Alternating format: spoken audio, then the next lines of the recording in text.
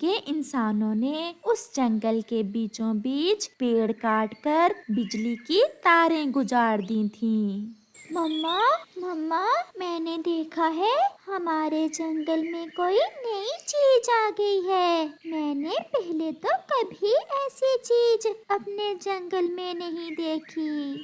Cocoa, تم بھی نا بیٹا ہر روز کوئی نیا ہی سوال کرتے ہو۔ چلو تو جا کر میں بھی دیکھوں کیا نئی چیز دیکھ لی ہے آپ نے۔ پھر کوکو اپنی مما کو ساتھ لے کر بجلی کی ان تاروں کی طرف چلا جاتا ہے۔ یہ دیکھیں مما، میں کوئی جھوٹ بول رہا تھا۔ اب آپ بتائیں، آپ نے پہلے کوئی ایسی چیز دیکھی ہے؟ ہاں، یہ تو سچ میں بہت عجیب چیز ہے۔ میں نے بھی پہلے ایسا کچھ نہیں دیکھا۔ چلو جلدی سے کبوتر اور طوطے کو جا کر بتاتے ہیں۔ پھر وہ دونوں ماں بیٹا کبوتر اور طوطے کے پاس جاتے ہیں۔ وہ لمبی لمبی رسیاں اور لوہے کے بڑے بڑے پیڑ نہ جانے کیوں لگا دیے ہیں انسانوں نے ہمارے جنگل میں۔ بہتر یہی ہے کہ ہم ان چیزوں کے بارے میں کسی انسان سے ہی جانکاری لیتے ہیں۔ اگر سچ میں وہ لوہے کے پیڑ ہیں تو پھر ہم ان لوہے کے پیڑوں پر ہی اپنے گھر بنا لیں گے۔ ہاں، ہم ایسا ہی کرتے ہیں۔ مگر ہم کسی انسان کے پاس جائیں یہ سب پوچھنے؟ آج کل تو ہر انسان کے پاس بندوق ہے۔ اگر کسی انسان نے ہمیں دیکھ کر بندوق چلا دی تو پھر؟ کسان کی پتنی، ہم کسان کی پتنی کے پاس جاتے ہیں۔ اس نے ہمیشہ ہماری مدد کی ہے اور وہی ہمیں ان بڑی اور لمبی لمبی رسیوں کے بارے میں بتائے گی کہ یہ کیا چیز ہے۔ کوکو بیٹا، آپ گھر جائیں، ہم ابھی تھوڑی دیر میں لوٹ کر آتے ہیں۔ پھر وہ سب دوست جنگل کے پاس انسانوں کی بستی کی طرف چلے جاتے ہیں۔ کسان کی پتنی دھوپ میں بیٹھی ہوئی اپنا کام کر رہی تھی۔ چڑیا، کبوتر اور طوطا بھی پاس جا کر بیٹھ جاتے ہیں۔ پکشیوں، کیا بات ہے؟ کیا بھوکے ہو؟ نہیں ماں جی، ہم آپ سے ایک جانکاری لینے آئے ہیں۔ کیا چڑیا، آپ کیا جاننے کے لیے انسانوں کی بستی میں آئے ہیں؟ ماں جی، کچھ دن پہلے انسان ہمارے جنگل میں لمبی لمبی رسیاں لوہے کے پیڑوں سے باندھ آئے ہیں جو ایک دوسرے سے جڑی ہوئی ہیں۔ آپ کرپیا کر کے ہمیں یہ بتا دیں کہ وہ کیا چیز ہے۔ یہ سن کر کسان کی پتنی ہنسنے لگ جاتی ہے۔ تم پکشی بھی بہت سیدھے ہو۔ وہ رسیاں نہیں ہیں بلکہ بجلی کی تاریں ہیں، اور وہ جو بڑے بڑے لوہے کے پیڑ آپ بتا رہے ہو وہ بجلی کے کھمبے ہیں۔ تاریں اور کھمبے؟ ماں جی، ان سے انسان کیا فائدہ لیتا ہے؟ ان تاروں سے بجلی گزرتی ہے اور وہ بڑے کھمبے ان بجلی کی تاروں کو سہیوگ دینے کے لیے ہوتے ہیں۔ ماں جی، آپ انسان بجلی سے کیا کرتے ہیں؟ کیا یہ بجلی کوئی کھانے والی چیز ہے یا پھر کوئی پہننے والی چیز ہے؟ کسان کی پتنی طوطے اور کبوتر کی بات سن کر پھر سے ہنسنے لگ جاتی ہے۔ نہ تو بجلی کوئی کھانے والی چیز ہے اور نہ ہی پینے والی۔ تو پھر وہ کیا چیز ہے؟ ہمیں تو ان تاروں میں کچھ نظر نہیں آتا۔ ہم انسان بجلی سے بہت سارے کام لیتے ہیں، جیسے ٹھنڈ میں ہیٹر چلاتے ہیں، گرمی میں پنکھے، فریج، اے سی سب بجلی سے ہی تو چلتے ہیں۔ اب تو بجلی کا استعمال ہر گھر میں ہوتا ہے۔ موبائل کی بیٹری بھی تو بجلی سے چارج ہوتی ہے۔ کسان کی پتنی نے پکشیوں کو بہت اچھی طرح سمجھا دیا تھا کہ وہ کیا چیز ہے جو انسانوں نے ان کے جنگل میں لگائی ہے۔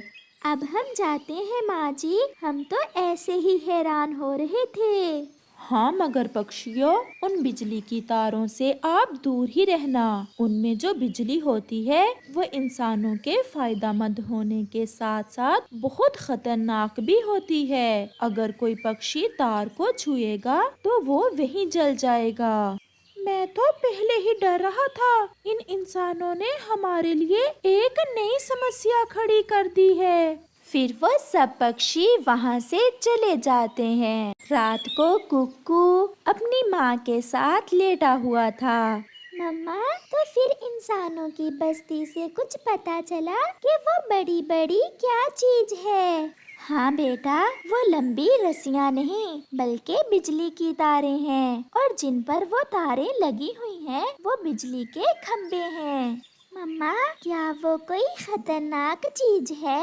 ہاں ککو بیٹا، آپ نے ان بجلی کی تاروں کے پاس نہیں جانا، وہ بہت خطرناک چیز ہے۔ پھر دوسرے دن ککو جب ندی پر جا رہا تھا تو گوری کوی اور اس کا بیٹا جگو بجلی کی ان تاروں پر بیٹھے ہوئے تھے۔ ککو بھی پاس میں ہی ایک پیڑ پر جا کر بیٹھ جاتا ہے۔ جگو، جگو، ان تاروں پر نہ بیٹھو، ان تاروں میں بجلی ہے، مما کہتی ہیں ان کے پاس نہیں جانا۔ تمہیں کیا پتا؟ میری مما تو مجھے ان پر بیٹھنے سے منع نہیں کرتی۔ تم بھی اپنی مما کی طرح ڈرتے ہو؟ ہم تو ہر روز ان تاروں پر بیٹھتے ہیں، ہمیں تو کچھ بھی نہیں ہوتا۔ یہ میں نہیں جانتا کہ آپ کو کچھ کیوں نہیں ہوتا، جو مما نے مجھے بتایا میں نے آپ کو بتا دیا۔ پھر ککو وہاں سے چلا جاتا ہے۔ ککو اپنا بھوجن ڈھونڈتے ڈھونڈتے ایک باغ میں چلا جاتا ہے۔ وہاں اسے کچھ لال پھل نظر آتے ہیں۔ یہ پھل تو بہت میٹھے اور سوادشٹ ہوں گے، ان کا رنگ بھی بہت سندر ہے۔ پھر ککو وہاں سے کچھ پھل کھا لیتا ہے اور ایک پھل اپنی مما کے لیے توڑ لیتا ہے اور اپنے گھر کے لیے واپس اڑتا ہے۔ ککو اپنا لال پھل لے کر گھر واپس جا رہا تھا کہ پیچھے سے آ کر جگو کوا اس کا پھل چھین لیتا ہے اور بھاگتا ہے۔ تم نے میرا پھل چھین لیا، رکو رکو، میں تمہیں ایسا نہیں کرنے دوں گا، یہ پھل میں اپنی مما کے لیے لے کر جا رہا ہوں۔ پھر جگو آگے آگے اور ککو اس کے پیچھے پیچھے۔ جگو سیدھا جا کر ان بجلی کی تاروں پر بیٹھ جاتا ہے جہاں دوسری بجلی کی تار پر اس کی مما گوری کوی بیٹھی ہوئی تھی۔ میرا پھل مجھے واپس کرو، یہ پھل میری مما کھائے گی۔ اچھا، پھل لینا ہے تو آ کر یہاں میرے پاس لے لو۔ یہ تو بجلی کی تاروں سے بہت ڈرتا ہے، یہ یہاں کیسے آئے گا؟ چلو جگو، ہم ماں بیٹا مل کر یہ میٹھا پھل کھاتے ہیں۔ پھر جیسے ہی جگو وہ میٹھا لال پھل اپنی مما کو دیتا ہے، ایک زوردار دھماکہ ہوتا ہے اور وہ دونوں ماں بیٹا نیچے زمین پر گر جاتے ہیں۔ آگ کی چنگاریاں دور دور تک جاتی ہیں۔